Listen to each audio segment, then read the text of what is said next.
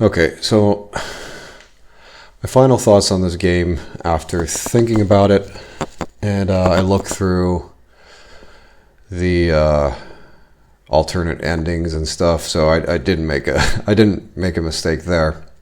There are some changes in the experience depending on what you do in certain situations and stuff, but the ending is going to be the same. So I set up a timer, which is a timer I use to time my streams or videos.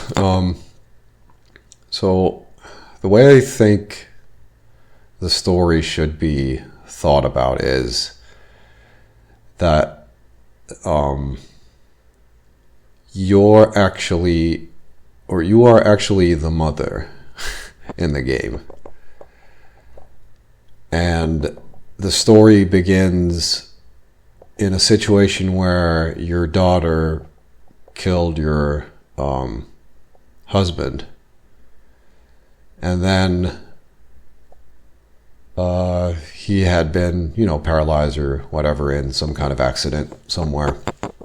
And then your daughter killed him and probably went insane. So the story begins there when you, as the mother, receive the letters from your daughter after knowing what she did, basically, which was murder nurses to get to her father and then just bash his face in with an urn that she received from him herself.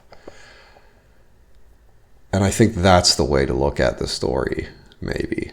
And this way of thinking about it doesn't require you to know or not know or believe or not believe whether everything happened the way it did or didn't.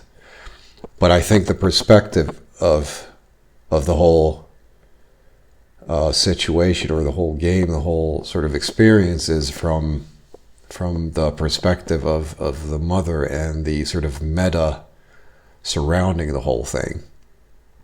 So that's why I think it was pretty interesting. Like I had to take a few moments to think about it and then check what other people were saying and things like that. And I think that's the way that right now I feel about it.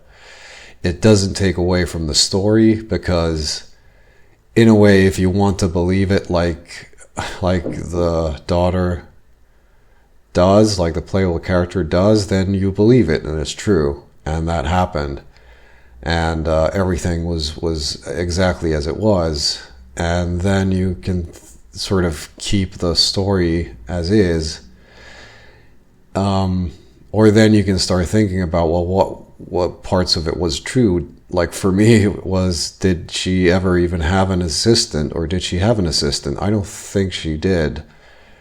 I don't think she had money at all. I think the gear that she had, she inherited from her father or something, and then she was just going insane or going through shit. And it leaves everything open for interpretation. But I think that's the best way that I can think of the story in a sense. The whole experience is from the perspective of the person who is